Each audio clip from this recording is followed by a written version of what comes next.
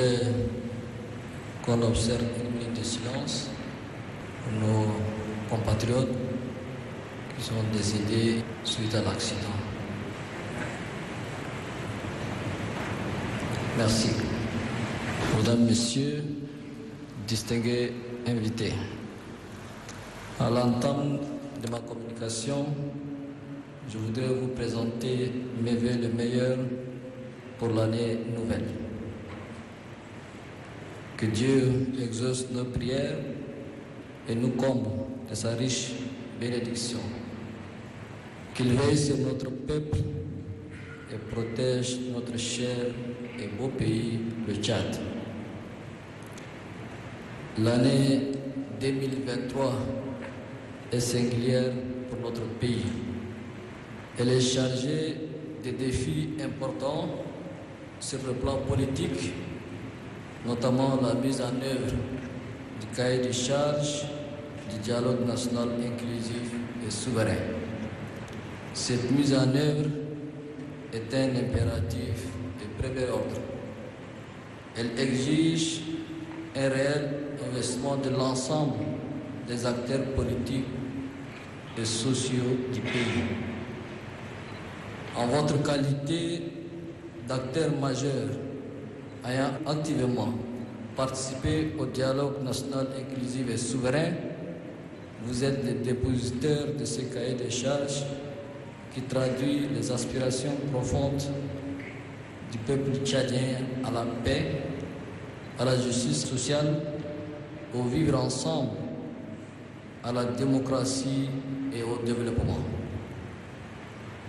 Si la classe politique doit légitimement se réjouir d'avoir tenu un grand pari en organisant le dialogue national inclusif et souverain, sa mission est loin de s'achever.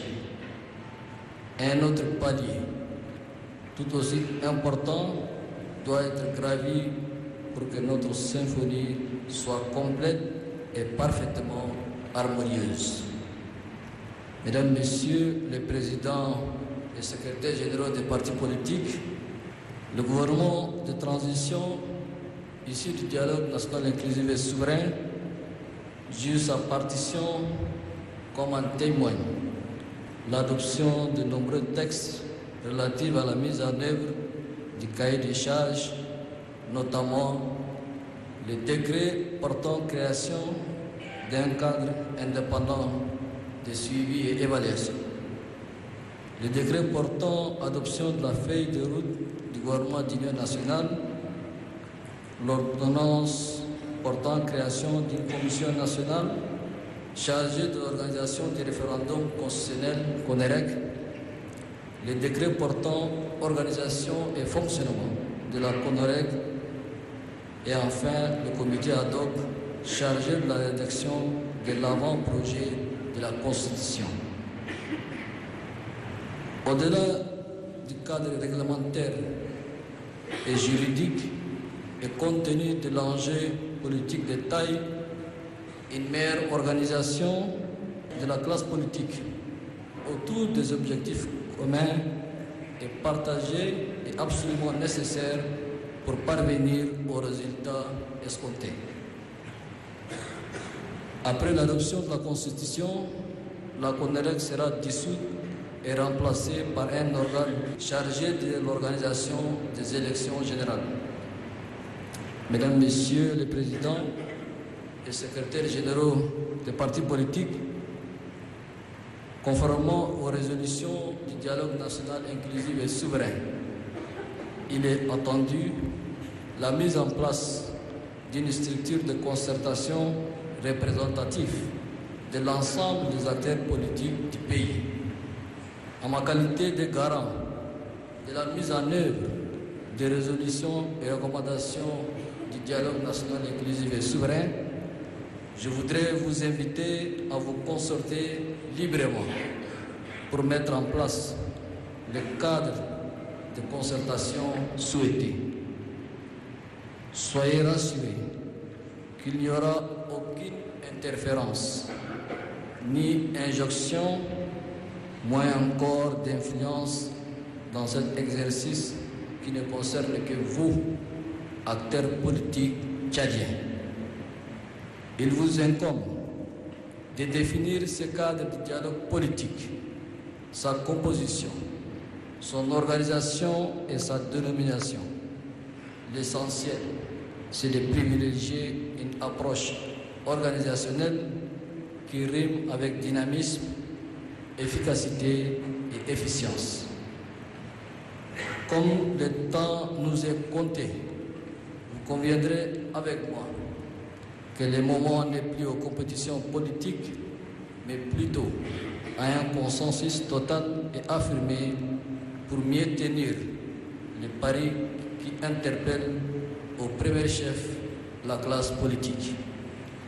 Je forme le vœu ardent que le cadre de concertation qui sera mis en place dans un meilleur délai fédère en son sein toutes les intelligences du paysage politique national. La structure du dialogue politique que les Tchadiennes et les Tchadiens sont en droit d'attendre est celle qui unit, qui rassemble et qui porte les Tchad vers les horizons meilleurs. Le consensus et l'entente doivent être notre devise. En ma qualité de garant de l'exécution du cahier de charges, j'attends beaucoup de vous, que chaque acteur doit donner le meilleur de lui-même pour la réussite de la transition. Tout naturellement, je serai à vos côtés pour vous aider à accomplir au mieux votre mission et relever le défi partagé, celui de créer les conditions optimales pour des élections libres, démocratiques et transparentes. Mesdames, Messieurs le Président et secrétaires généraux des partis politiques, en évoquant à l'instant la question de l'inclusion, de la cohésion, du consensus et de l'entente, vous comprenez aisément le sens et la portée de mon appel à réinventer une nouvelle façon de penser et d'agir pour poser les jalons du Tchad nouveau. À cet égard, je ne peux m'empêcher de rappeler à notre meilleure compréhension les dérives inacceptables et inadmissibles des événements tragiques du 20 octobre 2022.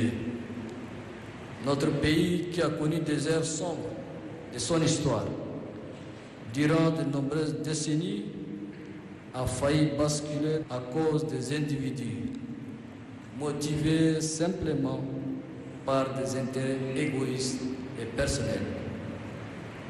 L'inclusion qui a été la règle d'or des assises nationales de la refondation doit se faire dans le strict respect des principes et règles du jeu démocratique.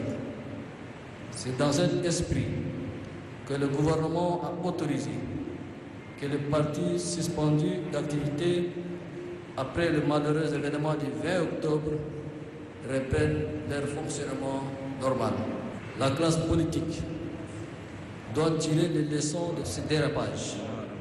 Il revient aux acteurs de la vie politique nationale de mettre un point d'honneur sur l'intérêt supérieur de la nation avant toute autre considération, car cette nation nous a tout donné.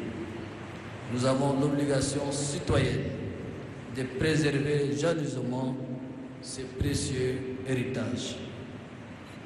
Je voudrais, pour terminer, vous remercier une nouvelle fois pour votre présence cet après-midi et vous assurer que tout en restant à votre écoute constante, je n'épargnerai aucun effort immédiatement possible pour soutenir la bonne marche du processus électoral dans un esprit de consensus et dans le respect du délai accordé.